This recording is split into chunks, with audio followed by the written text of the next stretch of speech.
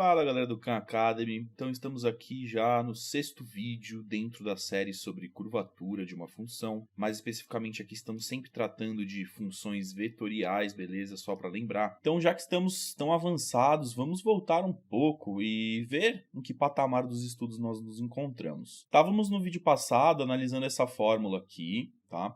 E tentando entender o porquê que ela corresponde à curvatura que a gente está procurando. E a primeira coisa que nós notamos foi que o numerador aqui dessa fórmula, ele corresponde a um certo produto vetorial. O produto vetorial entre a primeira derivada da função s de t e a segunda derivada da função s de t, que seria s' de t, produto vetorial s duas linhas de t, beleza? E a forma que começamos a entender este conceito foi pensando que a função s de t produz vetores que riscam a determinada curva com a sua ponta, se você se lembra. E se você se perguntar como que uma ponta se move até a ponta do próximo vetor, levando em consideração o parâmetro t, isso é, qual direção esse vetor deve ir para que essa ponta se mova para a próxima, você encontrará justamente a primeira derivada da função s de t, que seria o s' de t. E tratando esse conceito de uma forma infinitesimal, você descobre o porquê que existem vetores tangentes ao longo de toda a curva para essa primeira derivada aí. Existe no Khan Academy uma série inteira de vídeos sobre a derivada de função vetorial, e lá você pode encontrar o porquê da primeira derivada ser uma função de vetores tangentes, tá bom? Então, voltando aqui aos nossos últimos vídeos, nós desenhamos também, novamente, os vetores tangentes em seu próprio plano. Então, temos aqui um espaço somente para eles, a gente pode chamar até de espaço s' de t, beleza? E a forma em que esse vetor tangente se move ou se transforma no vetor tangente subsequente, no próximo, né, é dado pela segunda derivada da função, que é o s duas linhas de t. Como se a segunda derivada tivesse o mesmo papel para a primeira derivada que a primeira derivada tinha para a função original, beleza? Que seria, na verdade, de indicar o próximo passo, qual que é o próximo vetor, tá bom? Se você tem um caso onde os vetores tangentes eles estão apenas mudando de direção sem alterar o seu módulo, esse caso corresponde a quando a segunda derivada da nossa função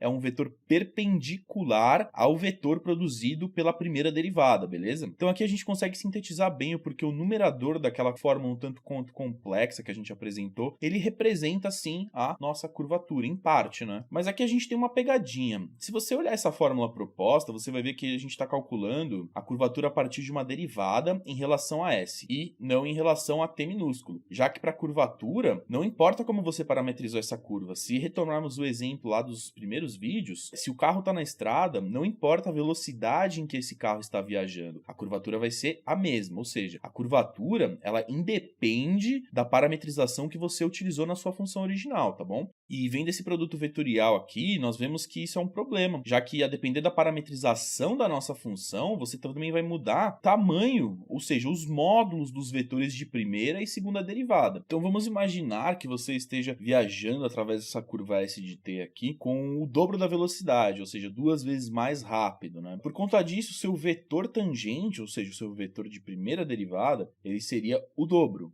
Então vamos desenhar esse vetor com o dobro do tamanho para indicar que você está indo 2 vezes mais rápido, tá? E o vetor de segunda derivada, ele seguiria a mesma proporção, ou seja, você teria um vetor de segunda derivada 2 vezes maior. E o que aconteceria é que você não teria um paralelogramo formado por esses dois vetores 2 vezes maior, mas sim um paralelogramo 4 vezes maior, que vai dificultar um pouco você conseguir medir a perpendicularidade desses dois vetores, tá? E a fim de evitar esse problema de parametrização, nós iremos novamente realizar uma normalização de vetores, beleza? Em relação ao seu próprio módulo. Ou seja, nós vamos normalizar o vetor de primeira derivada em relação ao seu próprio módulo, e para manter a normalização naquele quadrilátero que a gente formou com o vetor de primeira derivada e o vetor de segunda derivada, nós iremos normalizar o vetor de segunda derivada em relação ao de primeira, beleza? Então nós teremos que pegar o vetor de primeira derivada e dividir pelo módulo da primeira derivada, e pegar o vetor de segunda derivada e também dividir pelo módulo do vetor de primeira derivada, beleza? Então, se calcularmos o produto vetorial dessas duas derivadas aí pelo módulo de s',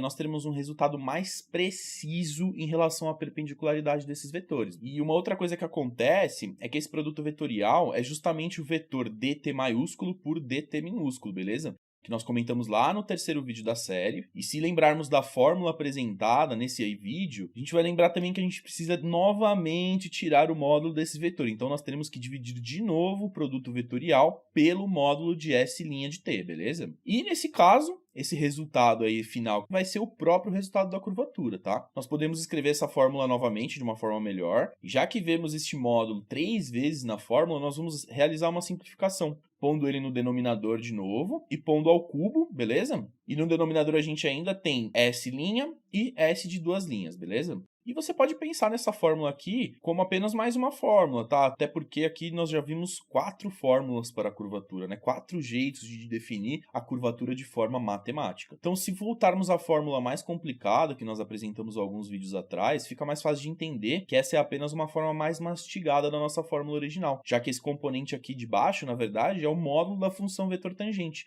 ao cubo, porque como nós vimos ele aparece 3 vezes, e a raiz quadrada é justamente o expoente 1 sobre 2 aqui, esse denominador 2, beleza? Que é a nossa raiz quadrada. Então essa fórmula complexa está, na verdade, apenas expressando essa ideia que apresentamos sobre o produto vetorial, isso é, traduz o processo de realizar o produto vetorial normalizado entre a primeira derivada da função, normalizada pelo seu próprio módulo, e a segunda derivada da função que também está normalizada pelo módulo da primeira derivada, porque se você se recordar do paralelogramo, nós queremos que ele mantenha a mesma proporção original quando nós fazemos esse escalonamento. Nós já explicamos aqui um pouco antes o porquê dessa normalização do vetor de segunda derivada em relação ao de primeira, tá? E voltando aqui à fórmula, nós dividimos novamente o produto vetorial pelo módulo de S', porque não queremos um diferencial em relação a t minúsculo, e sim em relação ao S, que é o comprimento de arco, e essa é a maneira de criar um fator de correção para o quanto errado você estará se calcular o diferencial T maiúsculo em relação ao diferencial T minúsculo e não o diferencial ds minúsculo, que é o diferencial do nosso comprimento de arco. Então, ao final desse vídeo aqui, a gente espera que aquela fórmula um tanto quanto complicada e complexa pareça menos difícil e menos aleatória, principalmente, tá? E que a gente tenha concebido aqui mais uma ferramenta conceitual para entender mais sobre o conceito de curvatura. E até esse momento nós já vimos diversas maneiras de entender e calcular essa curvatura. Então, nos próximos vídeos nós vamos fazer o quê? Vamos calcular exemplos de funções específicas para ver realmente como se dá, né, o processo de utilização dessas fórmulas. Então é isso, galera do Khan Academy. Nós nos vemos no próximo vídeo.